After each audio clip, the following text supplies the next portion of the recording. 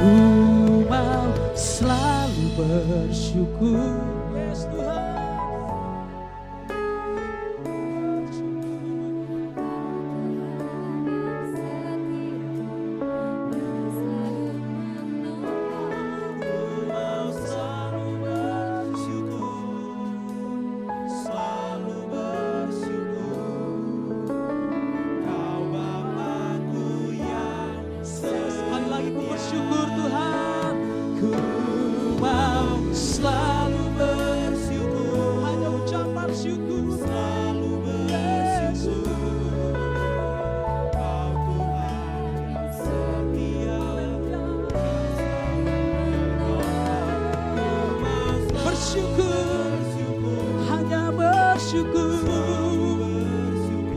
Tuhan. Mari katakan layaklah Tuhan dipuji, disembah. Come on. Layaklah Kau Tuhan dipuji dan disembah dengan segenap hatiku. Layak Tuhan, layaklah Kau Tuhan dipuji dan disembah dengan segenap jiwa yang Tuhan.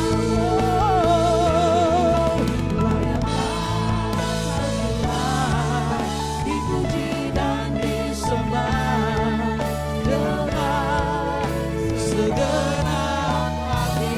Layaklah Tuhan, layaklah Tuhan dipuji dan disembah dengan segenap jiwa. Mau nyatakan layak Tuhan, layaklah Kau Tuhan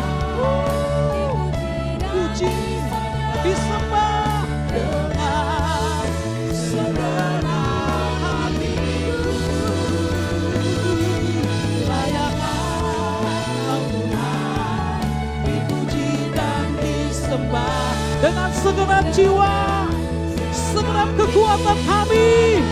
Layak Tuhan, oh, Kau Tuhan dipuji dan disembah dengan segenap hatiku. Layak Tuhan, layaklah Kau Tuhan dipuji dan disembah dengan segenap jiwa ragaku. Dengan segenap jiwa, dengan segenap jiwa ragaku,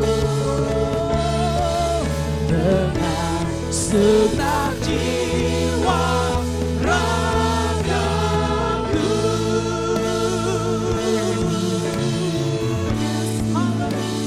Layaklah Kau kami puji-puji Tuhan, layaklah Kau kami sembah-sembah Tuhan.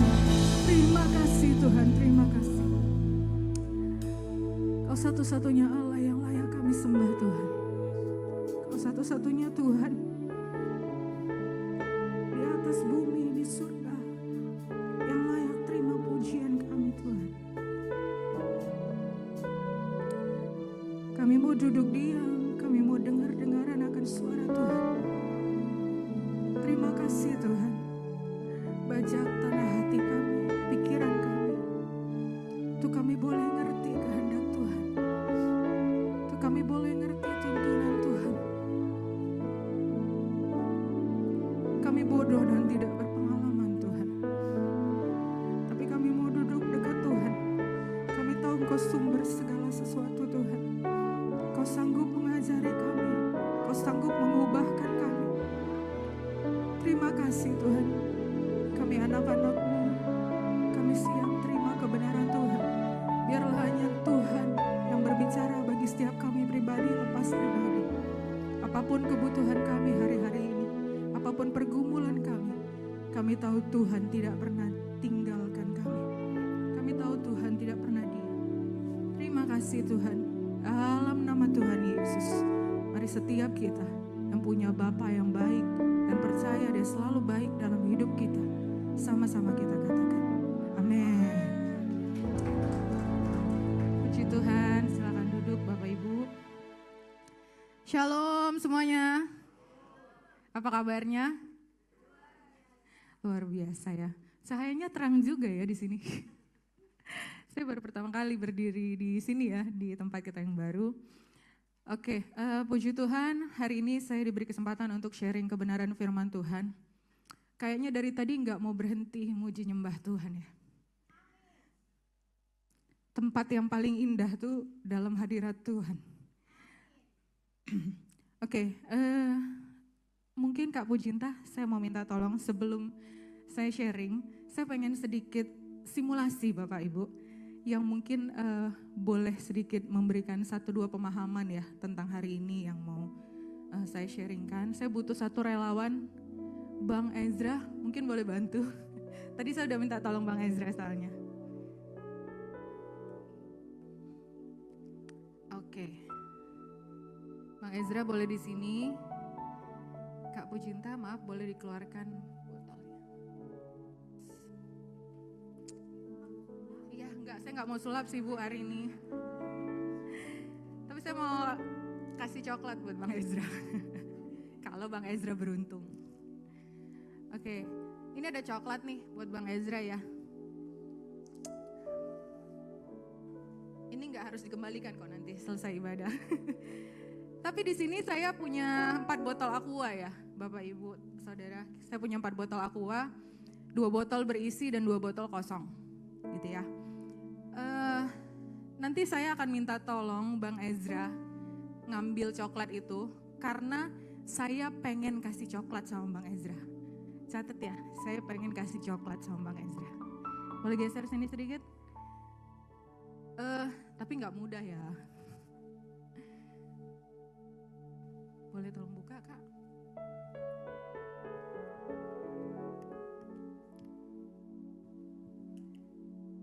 Ini area yang harus dilewatin sama Bang Ezra nanti waktu ngambil coklat ya. Ini air ya Bang.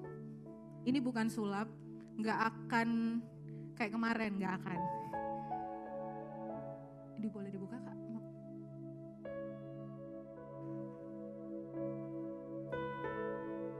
Oke, ini jalan yang harus dilalui Bang Ezra sampai pada coklat. Dia mulai ngukur-ngukur. Oke, silakan dilihat-lihat dulu perjalanannya. Geser ke sini sedikit. Dihafal-hafal jaraknya.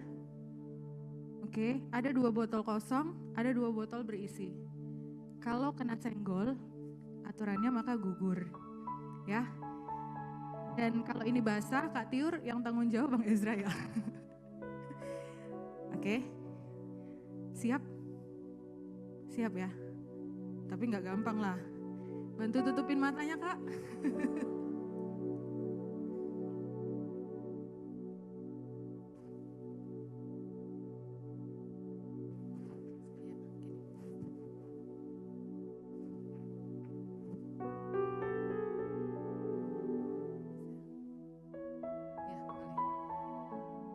Oke, nanti akan dibantu sama Kak Pujinta ya. Kak Pujinta ini sebagai temannya Bang Ezra, dia akan bantu menuntun Bang Ezra. Tapi yang pengen ngasih coklat ke Bang Ezra adalah saya. Udah hafal Bang?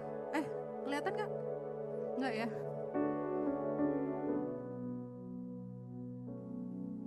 Oke, siap ya? Nanti yang kamu ikutin arahan saya atau Kak Pujinta?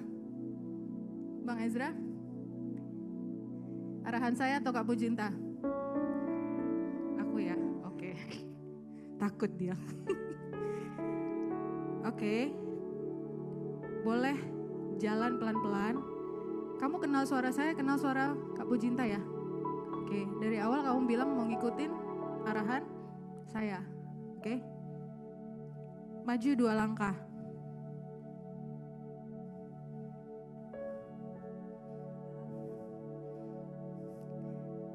Ke kiri 2 langkah.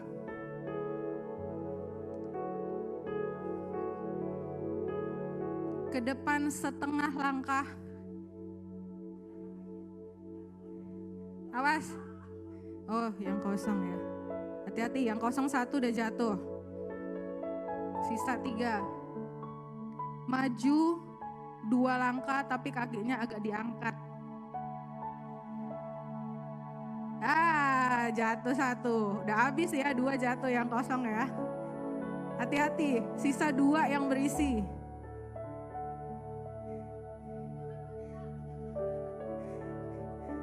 Pelan-pelan, diam. Oke, 2 langkah ke kiri, pelan. 2 langkah ke kiri, pelan.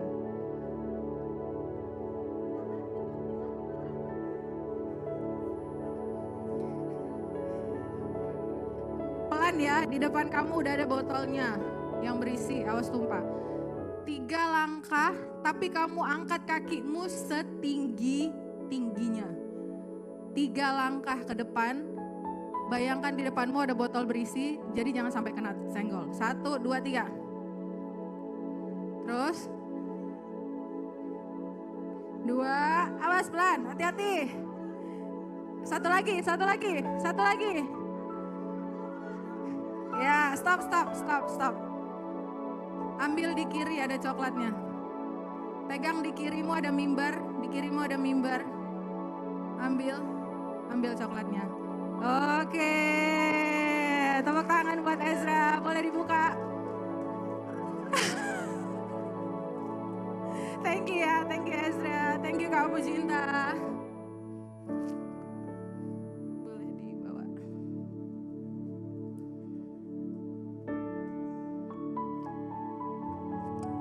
Oke, makasih ya Bang Ezra. Nanti bagi 2 sama Kak Pujiinta ya coklatnya.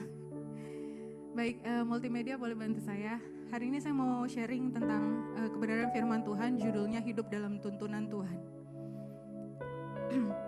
Tadi mungkin ada beberapa hal ya yang kita mau sepakat. Waktu kita lihat perjalanan Ezra ngambil coklat, saya udah bilang di awal bahwa saya pengen kasih dia coklat.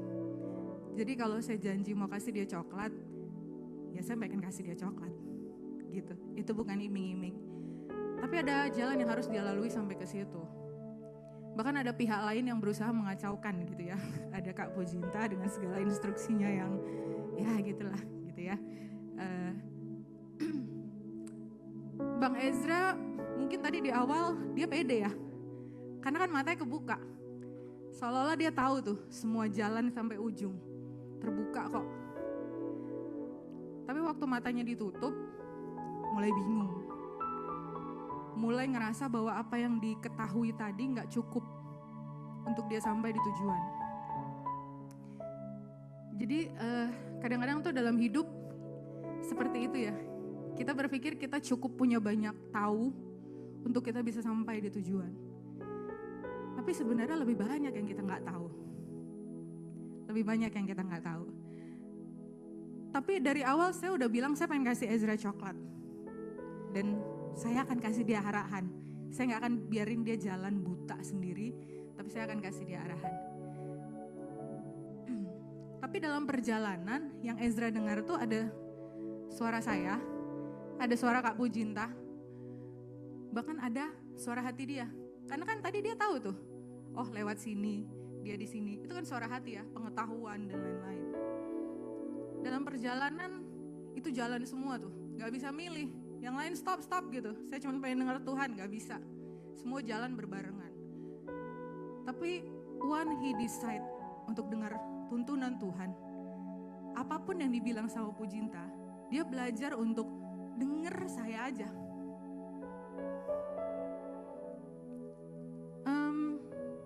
Lalu sampai pada akhirnya Bang Ezra dapat itu coklat. Dia dapat itu coklat.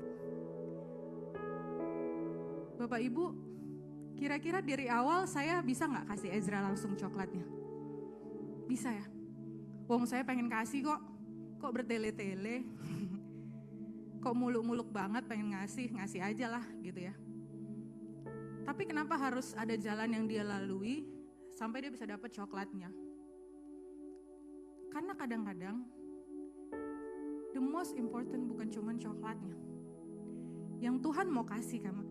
Sebenarnya itu gambaran Tuhan ke kita ya. Mudah gak sih Tuhan kasih semuanya buat kita? Mudah lah.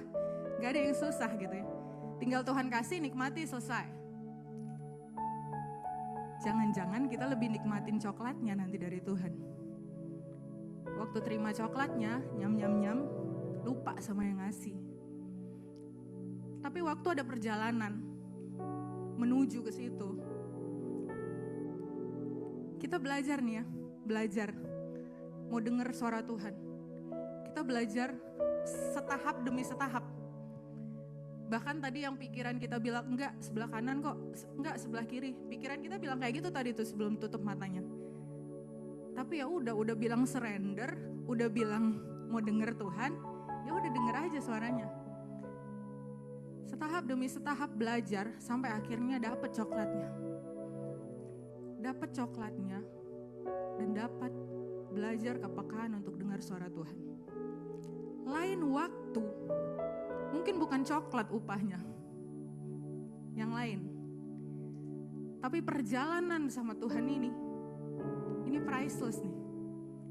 Perjalanan tadi waktu sama Tuhan, ini tuh gak bisa digantiin dengan tadi langsung dikasih coklat, blek, gak bisa.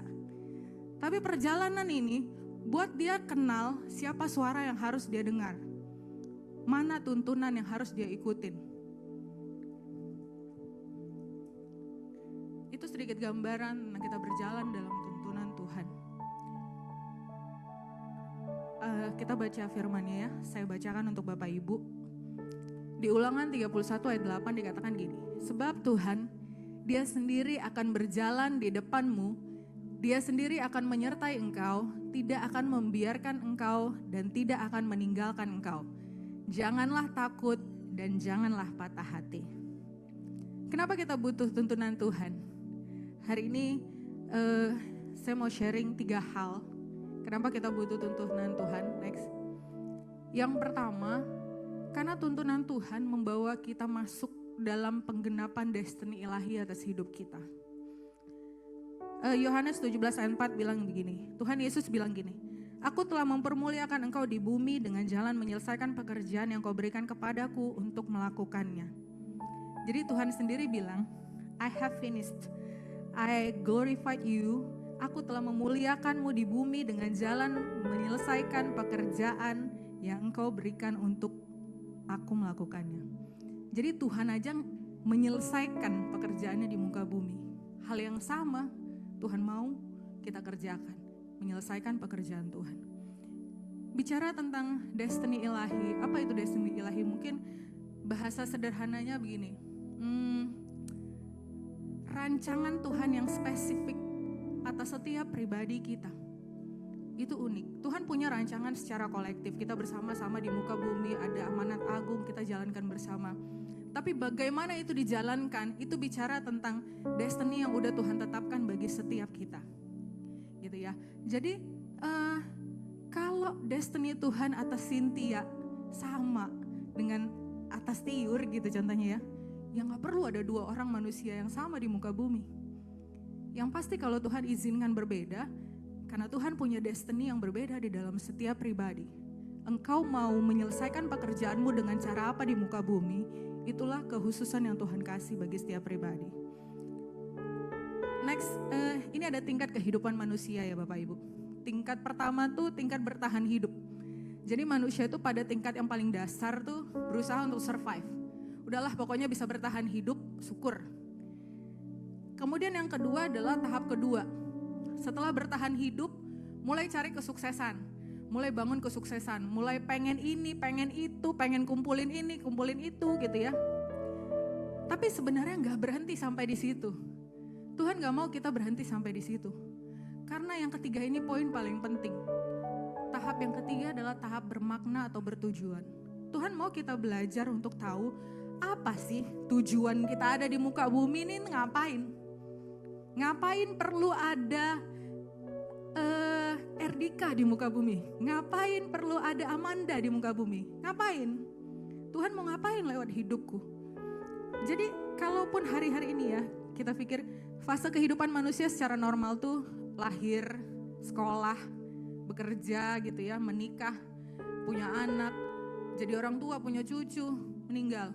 Semua orang kenal Tuhan atau gak kenal Tuhan mengalami fase itu, walaupun gak semua ada di fase itu. Misalnya ada yang memutuskan tidak menikah dan lain-lain. Tapi itu fase yang normal dijalani semua orang. Tapi kan Tuhan gak mau kita melewati fase itu tanpa tujuan apa-apa ya.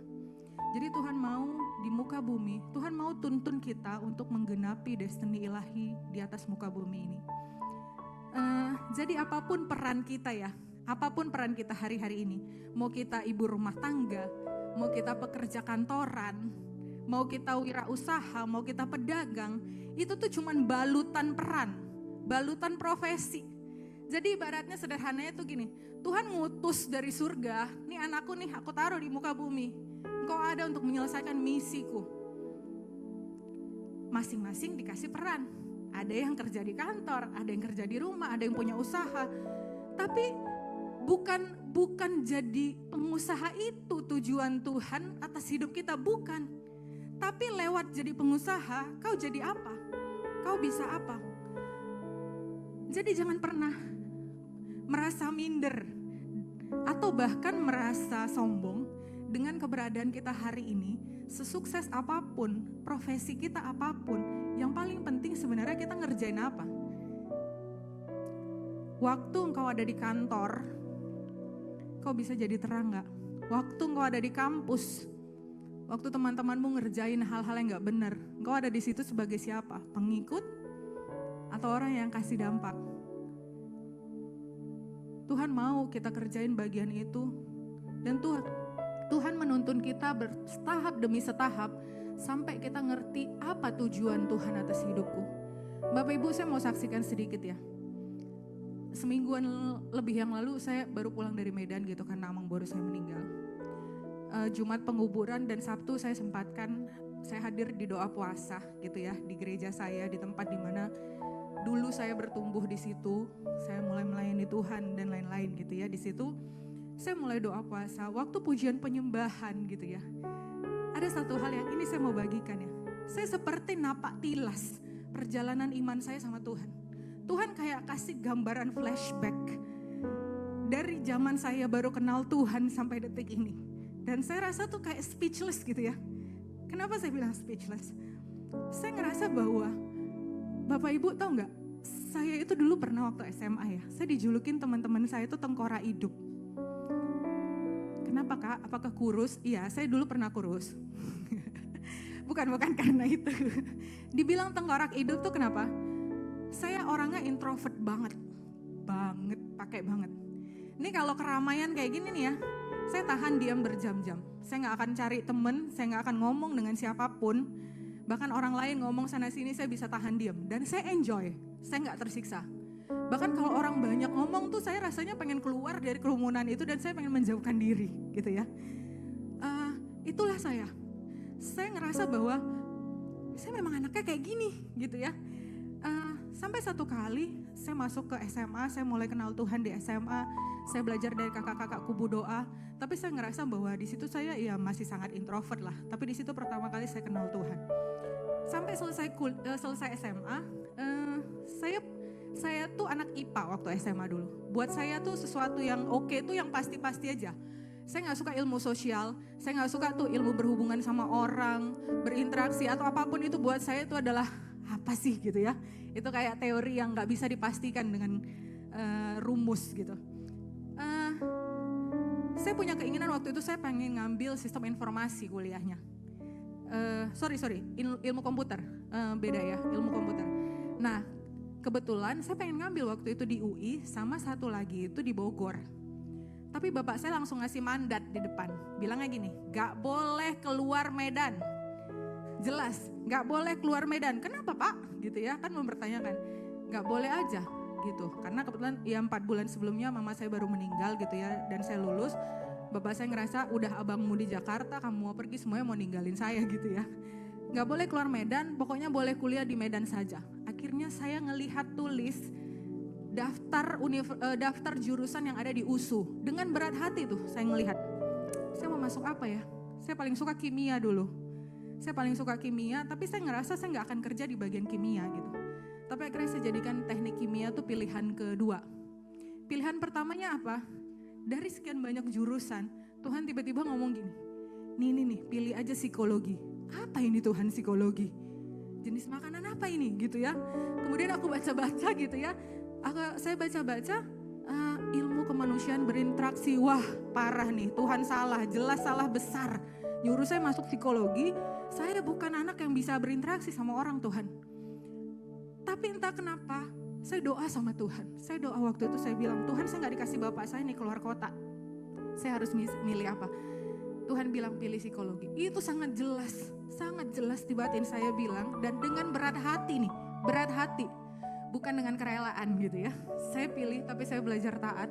Yang kedua saya pilih teknik kimia waktu itu. Singkat cerita saya lulus di USU. Saya masuk ke pilihan pertama di psikologi. Neraka dimulai. Di semester pertama ada pelajaran kewiraan, pelajaran filsafat, psikologi pendidikan, pengembangan. Apa ini semua? Pusing saya gitu ya. Karena saya ngerasa bahwa ini bukan diri saya banget gitu. Tapi saya ngerasa Tuhan tuntun saya untuk pilih itu.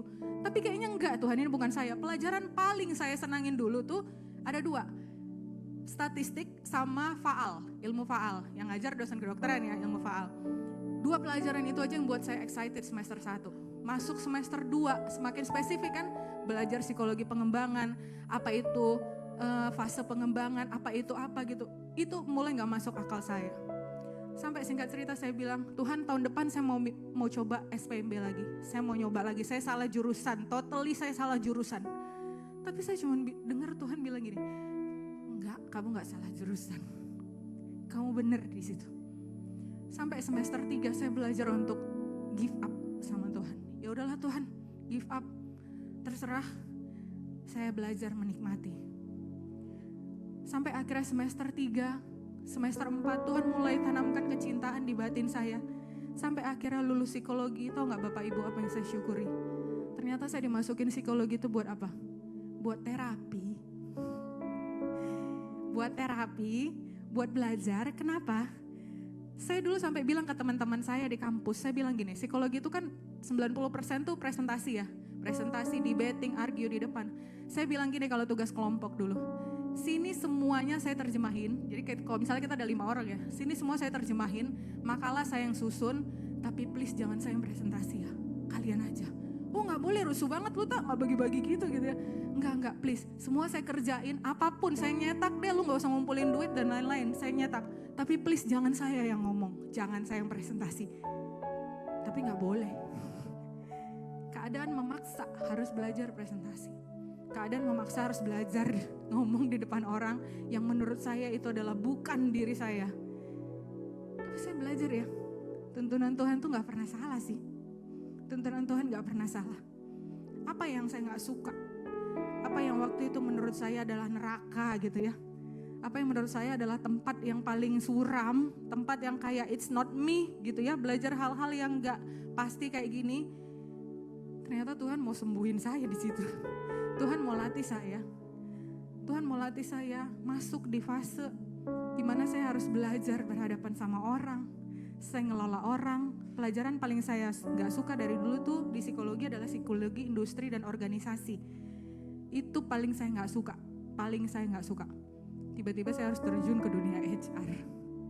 Tapi saya ngerasa bahwa itu tuntunan demi tuntunan yang Tuhan bawa. Ternyata sampai pada satu titik, sampai pada satu waktu, Tuhan percayakan saya untuk pegang satu departemen dengan 750 orang. Dan saya pikir, kalau saya bayangin itu diri saya yang dulu, mungkin saya udah lari sembunyi di bawah meja Bapak Ibu. Kenapa? Itu siksaan sih buat saya. Siksaan. Kalau bisa nih saya kerja depan komputer aja deh, gak usah berhadapan sama orang. Tapi sih, Tuhan udah tahu nih rancangannya di sini. Di sini dia tuntun. Walaupun enggak Tuhan gak suka gitu. Dituntun ke arahnya.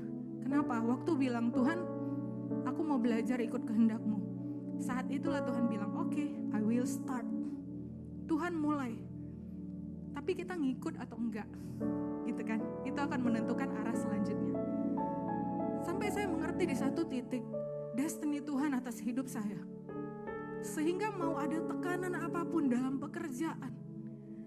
Pressure yang saya rasakan yang luar biasa. Tapi saya bisa pergi kantor dengan sangat semangat. Karena saya tahu waktu saya ketemu orang-orang di kantor, ada misi Tuhan yang harus saya bawa lewat hidup saya. Ada misi Tuhan yang harus saya beritakan. Ada orang-orang yang hampir dipecat, lalu Tuhan kasih hikmat. Apa yang harus kamu lakukan? Saya bergumul sama Tuhan, saya berdoa sama Tuhan. Tuhan, saya harus gimana ngadapin ini? Saya harus ngadapin 200 orang anak-anak saya yang dalam potensi hari itu mau di PHK gitu ya, karena COVID dan pandemi. Tuhan ajarin saya untuk bergumul, serah sama Tuhan. Tapi saya tahu titik itu dimulai waktu kapan? Waktu di sini nih. Waktu kita nggak tahu kita mau ke arah mana. Saya pikir saya anak IPA banget gitu ya. Enggak lah, saya nggak akan belajar tuh ilmu-ilmu ketemu orang, interaksi, nggak akan. Tapi Tuhan paksa saya keluar dari zona nyaman untuk saya sampai pada destiny ilahi yang Tuhan tetapkan. Bapak Ibu, apapun profesi kita hari-hari ini ya, dengar tuntunan Tuhan. Tuhan mau lewat engkau, karena anak-anak muda ya, yang masih kuliah, sekolah. Ah kak, masih kuliah kok, masih sekolah kok. Enggak, engkau gak terlalu kecil. Karena waktu Tuhan utus engkau punya misi di muka bumi, Tuhan udah perlengkapi dengan segala kekuatannya. Kau bisa jadi garam dan terang di muka bumi. Tapi dengar tuntunan Tuhan. Tanya Tuhan, belajar tanya Tuhan. Belajar jangan andalkan, kita tahu nih semua jalannya menuju coklat gitu ya. Kita tahu semua arahnya, enggak. Semua arah bisa diputar balikan untuk Tuhan ngajarin kita bergantung sama Tuhan. Karena yang penting buat Tuhan bukan cuma ngasih coklatnya, tapi perjalanan ini nih yang penting. Perjalanan ini, waktu ada satu hal yang Tuhan akan kasih di lain waktu, perjalanan ini nilainya gak bisa ditukar sama upah apapun. Karena di sini kita belajar dengar mana suara yang mau kita ikutin, mana tuntunan Tuhan. Yang kedua, kenapa Tuhan perlu tuntun kita? Selain memang ada destiny ilahi yang harus kita genapi dalam kehidupan kita di muka bumi. Yang kedua, kita butuh tuntunan Tuhan untuk membuat keputusan tepat atas hidup kita. Kita baca sama-sama ya Bapak Ibu ayatnya dari Mazmur 32 ayat 8, 1-2 ya. Aku hendak mengajar dan menunjukkan kepadamu jalan yang harus kau tempuh. Aku hendak memberi nasihat, mataku tertuju kepadamu. Berikutnya di 1 Samuel 16 ayat 6-7, ini saya cerita aja ya. Jadi kadang-kadang dalam hidup tuh, bukan kadang ya, tiap hari kita diperhadapkan pada pilihan gitu ya. Kita harus memutuskan sesuatu baik dari yang kecil sampai hal yang besar yang harus kita putuskan.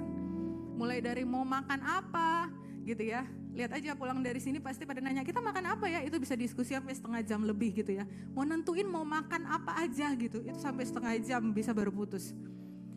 Dan kadang-kadang untuk keputusan besar dalam hidup bisa jadi itu membuat kita lebih confused.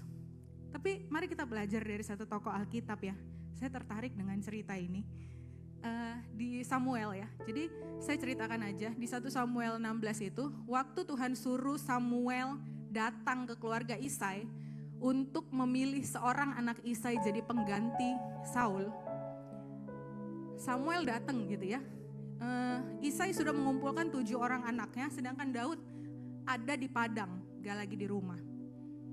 Dikatakan di ayat 6 gini, ketika mereka itu masuk, mereka itu tuh 7 orang itulah ya, yang gagah perkasa, anak-anak Isai.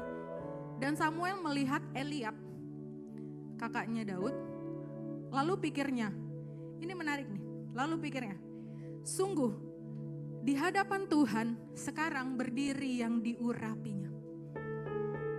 Lihat ya, seorang nabi Samuel bilang gini, sungguh di hadapan Tuhan sekarang berdiri yang diurapinya.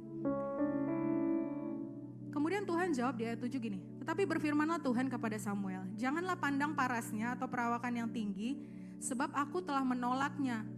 Bukan yang dilihat manusia, yang dilihat Allah. Manusia melihat apa yang di depan mata, tetapi Tuhan melihat hati. Tuhan tahu nih apa yang dipikirin sama Samuel. Waktu Samuel lihat Eliab, wow, ini nih requirement-nya raja, tegap, gagah gitu ya. Bahkan seorang Samuel terpesona.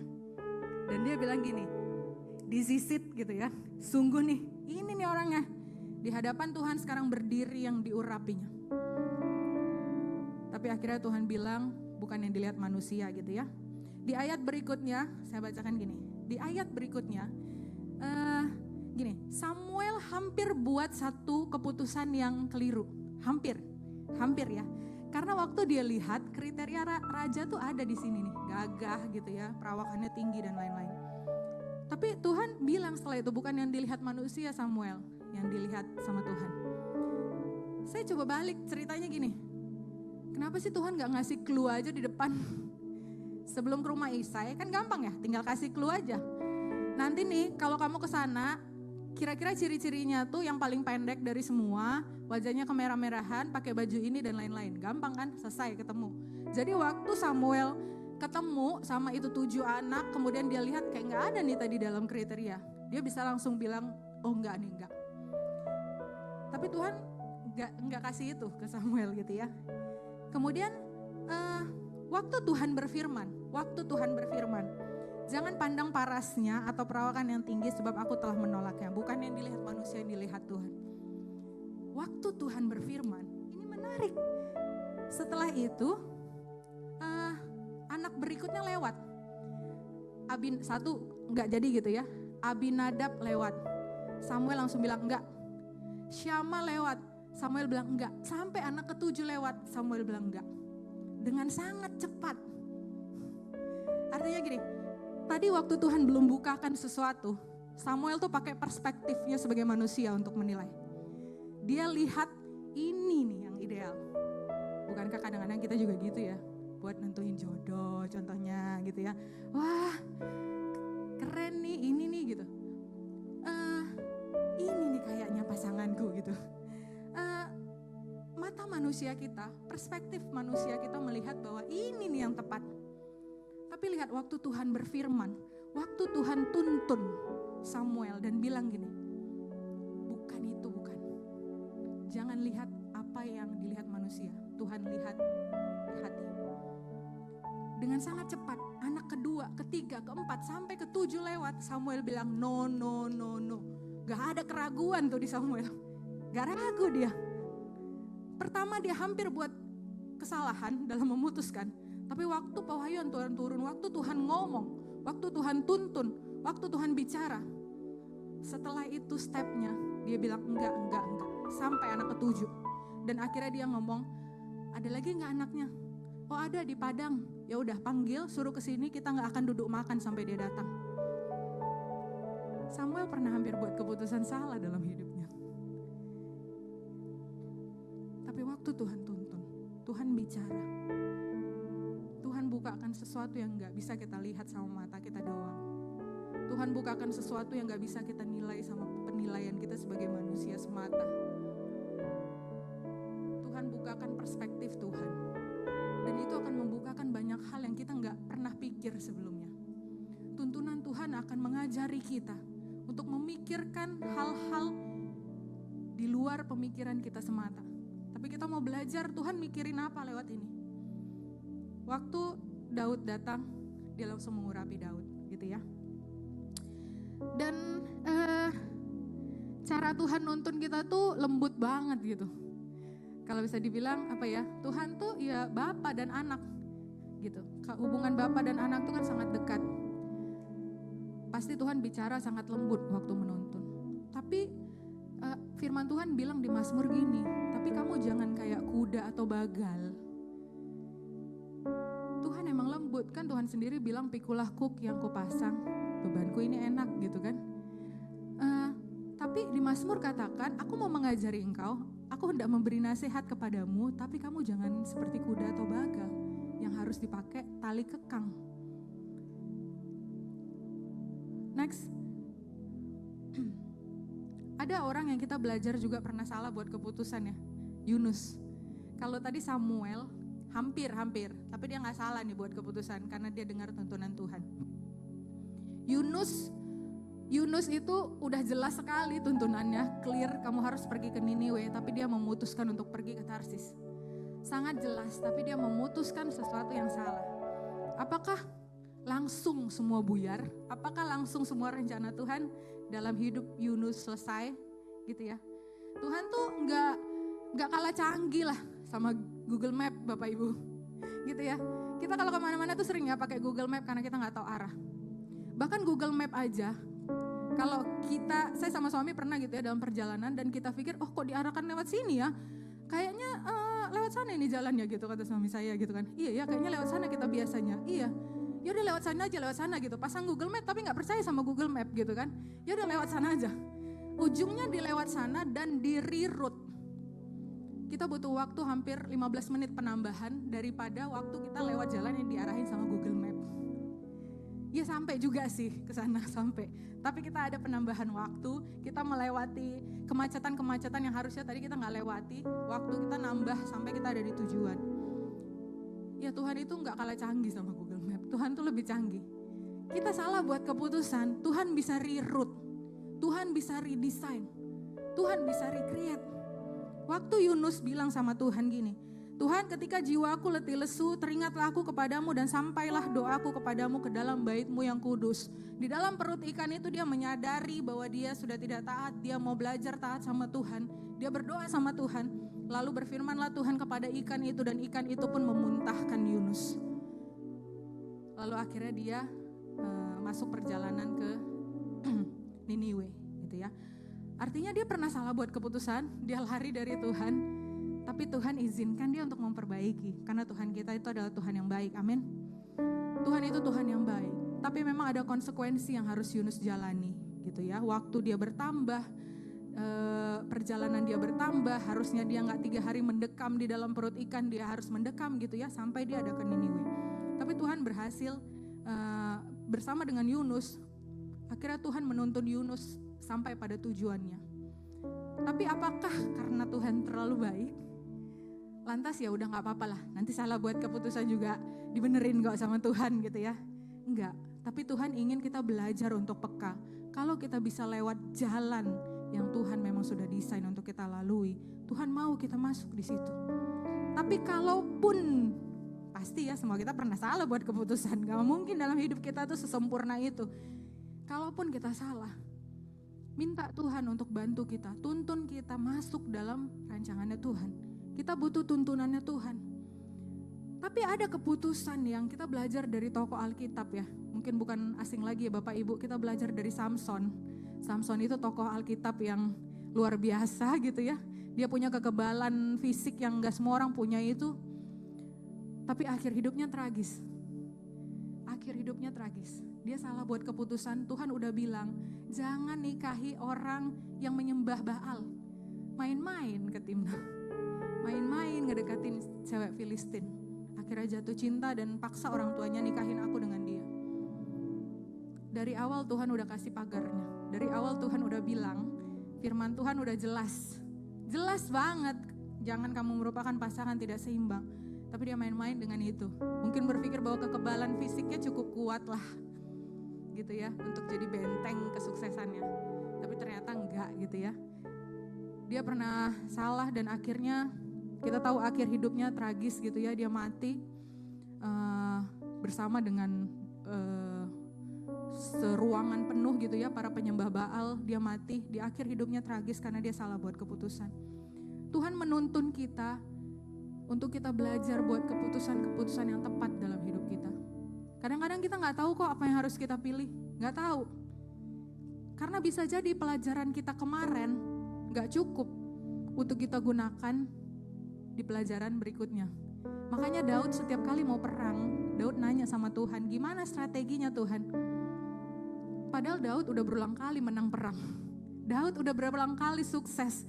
Tapi dia tetap nanya Tuhan strateginya gimana? Itu ngajarin kita bahwa kesuksesan kita di masa lalu pun, keberhasilan kita, prestasi kita, bahkan gak cukup jadi pegangan untuk kita melangkah di perjalanan hidup berikutnya. Karena Tuhan mau nuntun. Tuhan mau kasih tahu sesuatu yang baru yang gak kita pikirkan. Rumus yang lama, caramu yang lama itu gak cukup untuk engkau melalui yang lain. Karena Tuhan sudah membukakan jalan yang baru gitu ya. Jadi yang pertama, waktu Tuhan tuntun kita, dia mau kita masuk pada destiny ilahi. Goals Tuhan itu bukan kita punya segalanya secara duniawi semata, bukan. Tapi Tuhan mau kita melakukan misi kita di muka bumi yang sudah Tuhan tetapkan atas hidup kita. Kemudian yang kedua, Tuhan mau kita belajar membuat keputusan yang tepat. Karena lewat keputusan kita, itu akan membantu banyak orang, menjadi berkat bagi banyak orang, dan lain-lain. Kemudian yang ketiga, tuntunan Tuhan itu apa sih? Tuntunan Tuhan itu bicara tentang kita hidup mengalami mukjizat atas kemustahilan. Banyak hal dalam hidup tuh gak perlu rumus gitu ya. Kalau kita baik pasti begini, kalau kita rajin pasti begini dan lain-lain. Kadang-kadang tuh rumusnya ngacak gitu ya. Tapi memang Tuhan udah kasih pakem-pakemnya. Tapi kita perlu mukjizat lah dalam hidup kita. Karena banyak hal-hal yang mustahil. Tuhan bilang gini, aku tahu bahwa engkau sanggup melakukan segala sesuatu. Ayub ngomong ke Tuhan, dan tidak ada rencanamu yang gagal. Ini kita mau lihat ya, cerita Nabi Elia di 1 Raja-Raja. Elia ini kita mau belajar hidup bahwa hidup dalam kemustahilan itu tuh ya udah jadi stylenya anak Tuhan lah. Tapi justru di situ Tuhan akan tunjukkan mukjizat demi mukjizat. Satu kali ada musim kekeringan, Tuhan suruh Elia untuk pergi ke Sungai Kerit. Sungai Kerit ini sungai apa sih? Jadi kalau di kita bahasa Indonesia tuh sungai itu kan sungai gitu ya. Tapi kalau di bahasa Inggris tuh ada river, ada brook. Jadi ada sungai yang punya hulu, yang punya mata air, tapi ada sungai yang ini hanya akan terjadi kalau musim hujan. Jadi kalau nggak ada hujan, ini kering gitu. Jadi ini sungai musiman lah ceritanya. Nah, Sungai Kerit ini termasuk salah satu sungai musiman.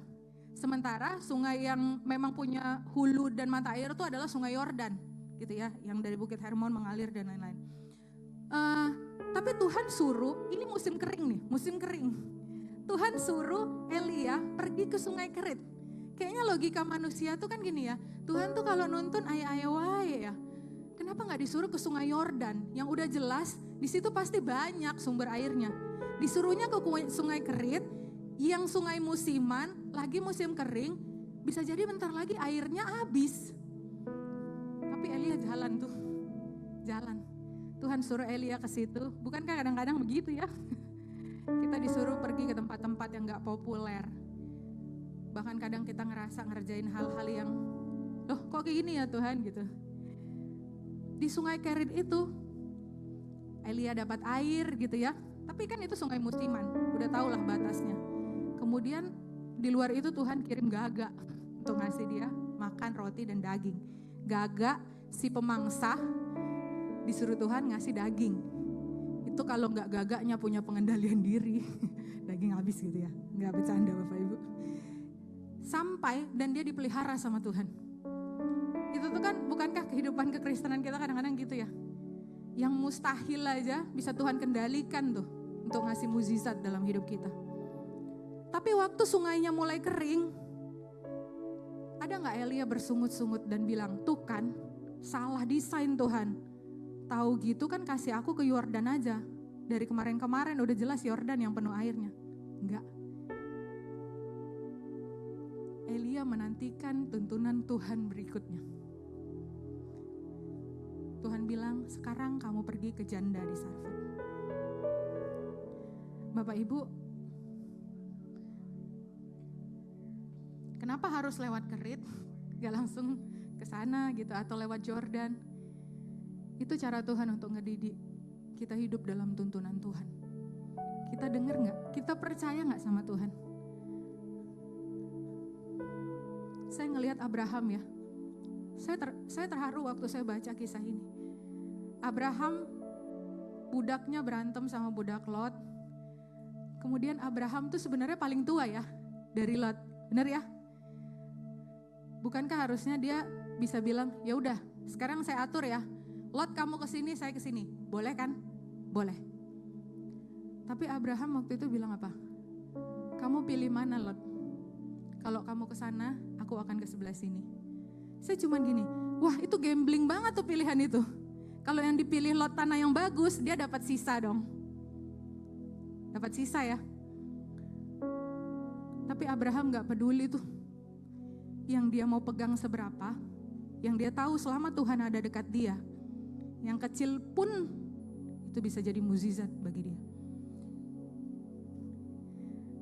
Ini bisa terjadi kadang dalam peran kita sehari-hari nih. Di pekerjaan, di kampus. Oh aku gak dapet yang aku pengenkan. Aku pengen kuliah di sini tapi gak bisa. Aku pengen kerja di sini tapi gak bisa.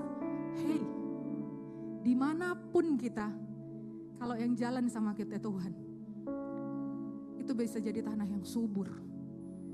Amin.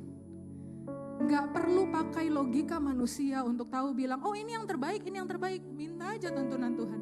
Abraham tahu kok, selama Tuhan jalan sama dia, walau yang jadi bagian dia bukan dia pilih, itu bisa jadi tanah yang subur, dipakai sama Tuhan. The miracle terjadi atas hidup Abraham.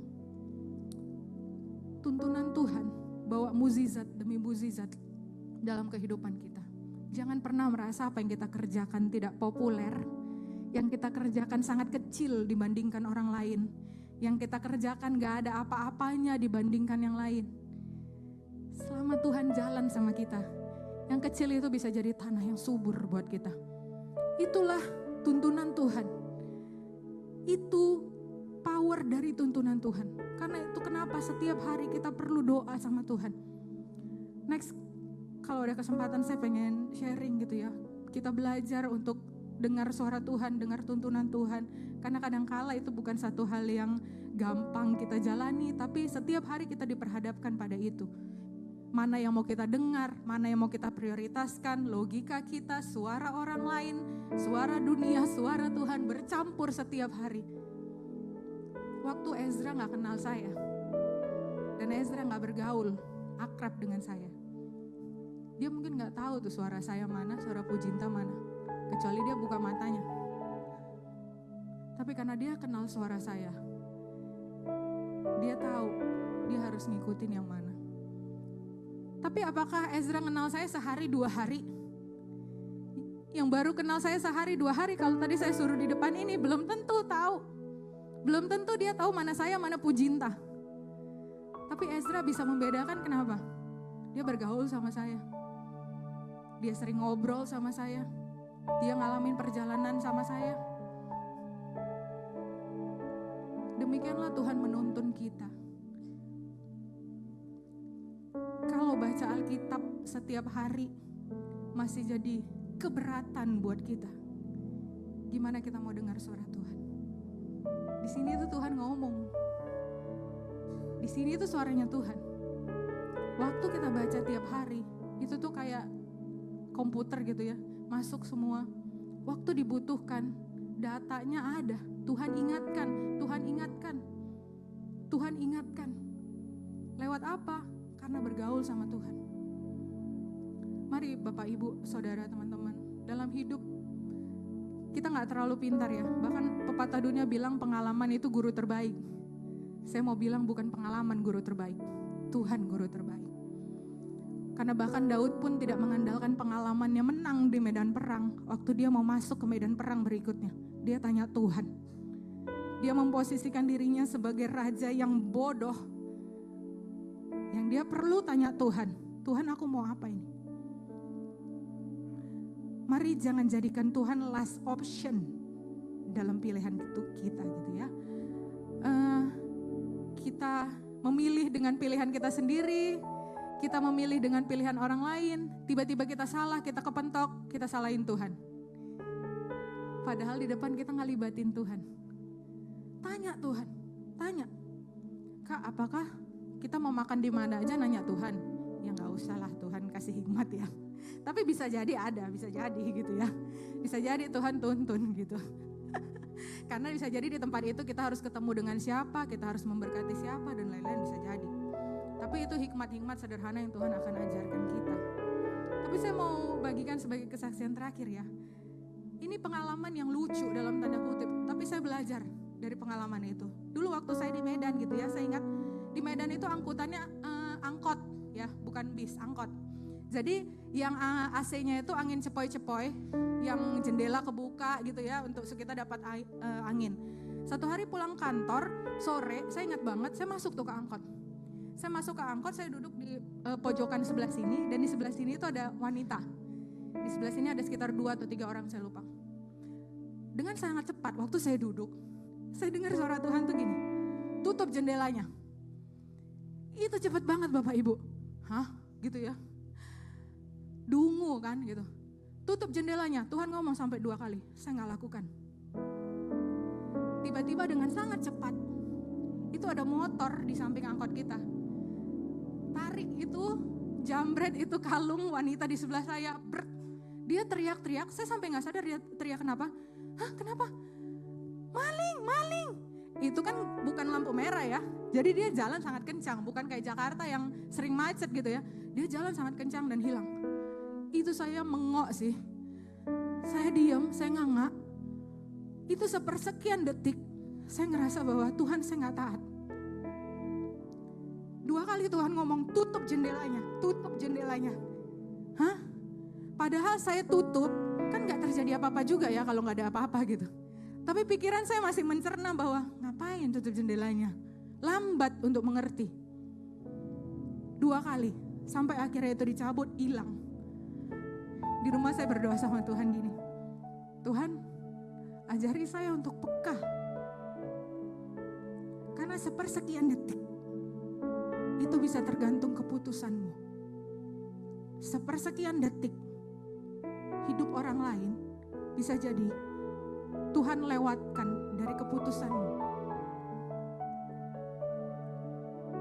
Mari belajar taat, dengar sama tuntunan Tuhan. Kita akan ngalamin keindahan luar biasa melaluinya bersama dengan Tuhan. Amin. Apapun yang terjadi, apapun yang Tuhan kasih, itu nanti nilai kebahagiaannya gak bisa tergantikan. Waktu kita jalan dalam tuntunan Tuhan, kita dengar, kita belajar lakukan, walau kita pasti pernah gagal, walau kita pasti pernah gak peka, tapi Tuhan akan ajarin kita terus. Intinya mau. Mari kita bangkit berdiri.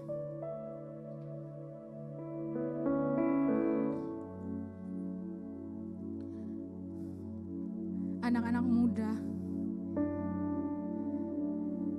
jangan pikir engkau terlalu muda untuk memutuskan sesuatu yang besar dalam hidupmu. Karena Tuhan mulai itu dari masa muda kita. Engkau kuliah, engkau sekolah, atau bahkan engkau bekerja. Tanya Tuhan, Tuhan kau mau apa sih nempatin aku di sini? Kenapa aku gak diterima di perusahaan lain, tapi aku diterima di perusahaan ini? Kenapa aku masuk di dalam pergaulan ini, bukan di tempat lain? Kenapa? Minta tuntunan Tuhan. Tanya Tuhan, pasti ada destiny yang Tuhan mau engkau selesaikan di tempat itu. Tuhan mau kita selesaikan destiny kita di tempat itu. Bahkan para orang tua, mari kita belajar dengar tuntunan Tuhan. Karena kita butuh itu.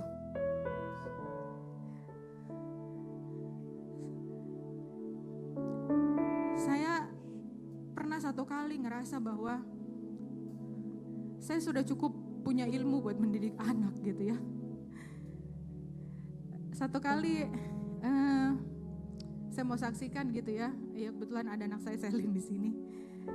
Ya kita pernah lah mengalami masa yang saya pernah satu kali tahu bahwa Selin bohongin saya gitu. Memang bukan hal besar, tapi saya tahu hari itu dia gak jujur gitu. Saya marah karena sebagai orang tua saya ngerasa bahwa kenapa kamu bohongin saya gitu ya. Saya marah, saya marahin dia.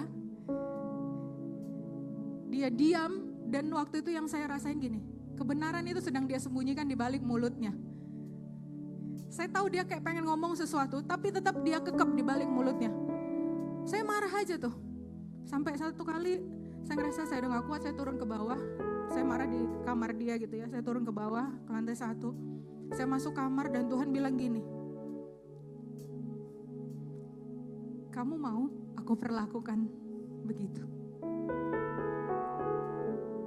Saya nangis waktu itu sama Tuhan, saya bilang gini, enggak Tuhan, saya gak suka diperlakuin gitu. Kenapa kamu perlakuin anakmu begitu? Ya karena dia udah bohong sama saya Tuhan, harusnya dia jujur. Saya keluarin tuh semua teori yang saya tahu. Semua teori yang saya tahu. Tapi Tuhan bilang gini, naik ke atas. Tapi saya gak tahu Tuhan mau ngomong apa. Naik ke atas. Saya naik ke atas. Saya bilang Tuhan pimpin saya. Tuntun saya. Ini gak ada di benak saya. Tapi Tuhan cuma bilang gini. Tuhan ajari saya dan saya gak tahu itu keluar aja gitu dari mulut saya. Waktu itu saya bilang gini. Selin, Mami minta maaf.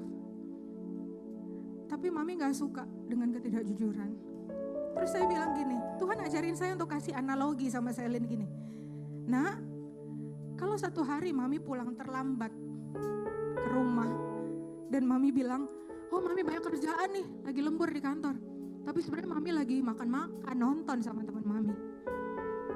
Kemudian Mami pulang ke rumah dan Mami bilang, capek banget nih Mami lembur. Dan singkat cerita kamu tahu Mami bohong. What do you feel? Dia nangis, dia peluk saya, dia bilang, maaf Mami. Saya bilang, saya yang minta maaf. Saya pikir teori saya tadi, cara saya tadi bisa buat dia jujur. Bisa buat dia terbuka. Tapi ternyata Tuhan tuntun saya dengan cara yang lain. Saya waktu itu surrender, saya ingat waktu saya naik tangga, setapak demi setapak saya naik ke lantai 2. Saya ngerasa bahwa Tuhan, saya harus ngomong apa sama anak saya. Saya harus ngomong apa, saya gak tahu, ajarin. Tuhan bilang jalan aja, aku tuntun. Ketika itu saya belajar, cara saya gak cukup untuk memutuskan sesuatu. Cara saya gak cukup hebat buat memutuskan sesuatu. Itu kenapa saya butuh tuntunan Tuhan. Itu kenapa di setiap waktu kita butuh tuntunan Tuhan. Karena Tuhan mau ajarin yang baru. Tuhan gak mau kita pakai cara yang lama. Tuhan mau tuntun kita masuk pada fase yang baru. Kita tundukkan kepala kita. Tuhan yang baik, Bapa yang baik. Kami tahu rancangan-Mu baik dalam kehidupan kami, Tuhan. Kami tahu rancangan-Mu luar biasa dalam hidup kami. Ajar kami sebagai anak-Mu, Tuhan. Ajar kami untuk senantiasa dengar-dengaran sama suara Tuhan. Ajar kami untuk peka pada suara Bapa. Untuk masuk dalam tuntunan yang sudah Engkau tetapkan dalam kehidupan kami. Kami tahu segala sesuatu yang Engkau izinkan kami miliki saat ini, Engkau tidak berhenti di situ, Tuhan. Kau punya rancangan yang lebih besar dari itu, Tuhan. Kau punya rancangan menempatkan kami di sekolah kami, di kampus kami, di kantor kami, di rumah tangga kami, di pelayanan kami, Tuhan. Dalam segala sesuatu, di segala tempat, tidak pernah ada orang, tidak pernah ada kejadian, tidak ada pernah tempat yang salah. Tapi Tuhan sedang mengajarkan kami di tempat itu tentang sesuatu yang kami gak ngerti sekarang. Kami cuma mau belajar, Tuhan bukakan mata kami untuk kami ngerti, Tuhan. Kadang-kadang kami bodoh, kadang-kadang kami lambat untuk ngerti, Tuhan. Kadang-kadang kami pakai kepintaran kami, Tuhan. Kami mau belajar ikut Tuhan. Kami mau belajar ikut tuntunan-Mu, Tuhan. Kami mau dengar-dengaran suara Tuhan. Terima kasih, Tuhan.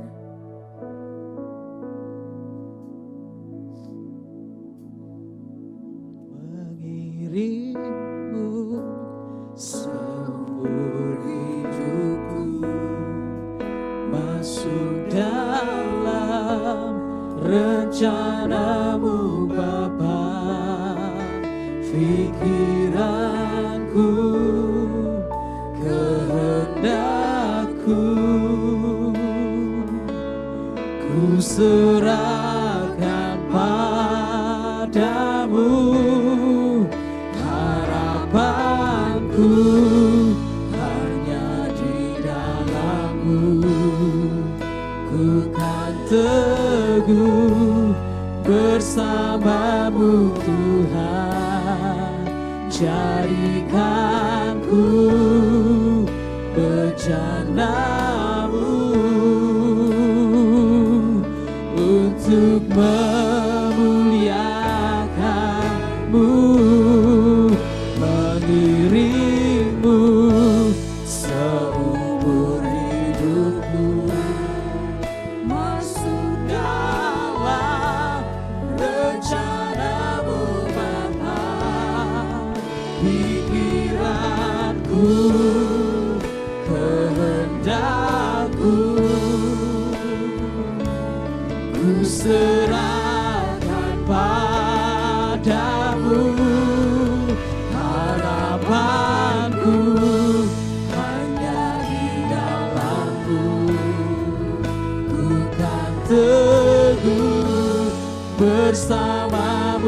Tuhan, jadikan ku bejana-Mu untuk memuliakan-Mu.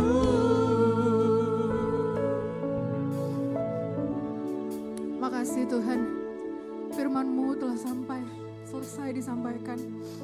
Biarlah kiranya Roh-Mu yang kudus itu yang berbicara di hati setiap kami. Kami tahu setiap benih firman yang ditaburkan, Engkau Tuhan yang bekerja memberi pertumbuhan. Terima kasih Tuhan. Kami mau tumbuh, kami mau hidup, kami mau berakar di dalam Tuhan. Bahkan kami mau berbuah Tuhan, untuk kemuliaan nama Tuhan semata. Dalam nama Tuhan Yesus, mari setiap kita yang sungguh percaya bahwa Tuhan kita hebat, sama-sama kita katakan, amin.